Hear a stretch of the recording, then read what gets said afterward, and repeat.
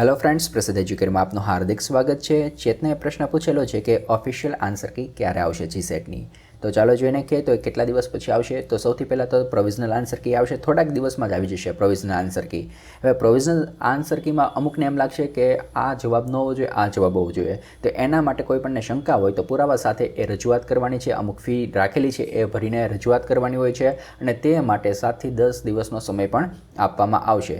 તો 7 થી 10 દિવસનો જે સમય આપવામાં આવે છે એના થોડાક દિવસમાં તે ફાઇનલ આન્સર કી આવી જશે અને ફાઇનલ આન્સર કી એક વખત જાહેર થઈ જાય પછી એમાં કોઈ પણ શંકા હોય કે ન હોય પણ એમાં કાંઈ ચેન્જીસ થશે નહીં। એટલે કે પરીક્ષાના જે 1 તારીખ હતી એટલે કે 25 તારીખ આજુબાજુમાં ફાઇનલ આન્સર કી પણ આવી જશે, એટલે 30 તારીખની અંદર તો ફાઇનલ આન્સર કી આવી જશે। Okay friends, thank you.